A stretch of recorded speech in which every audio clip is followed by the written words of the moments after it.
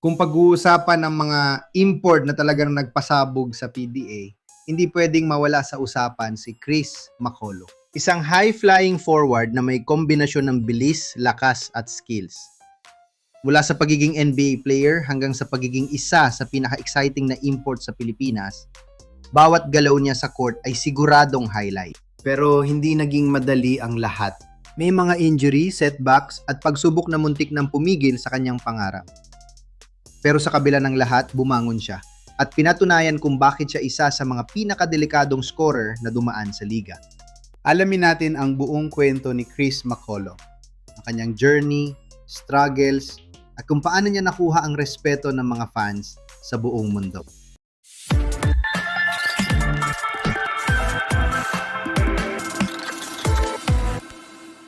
Si Chris Macolo ay pinanganak noong February 5, 1995 sa New York, USA.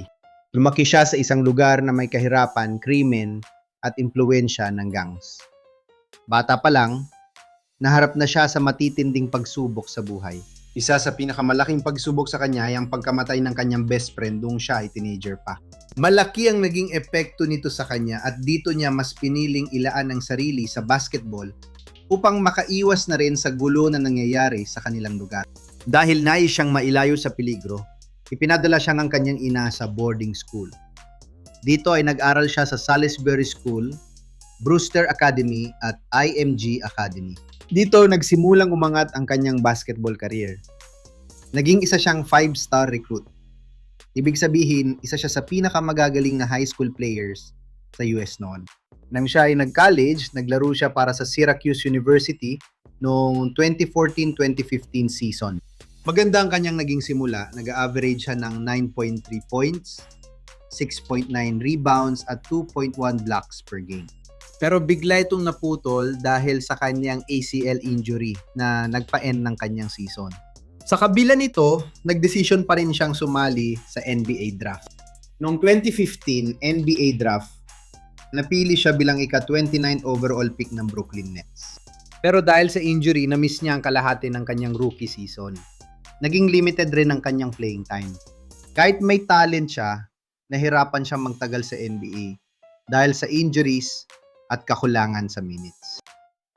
Matapos ang kanyang NBA career, naging journeyman player siya.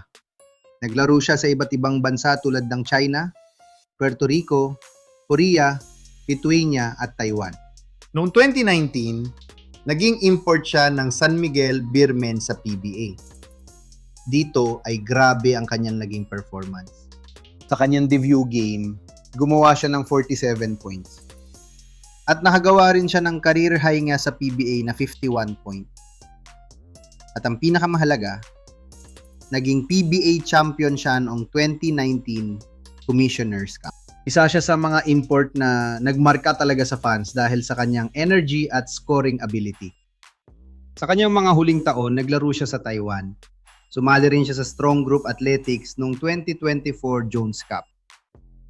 May offer pa siyang ma-naturalize sa Taiwan national team. Nagpahayag rin siya ng interes na maging naturalized player ng Gilas Pilipinas. Pero hindi ito natuloy dahil sa proseso ng citizenship.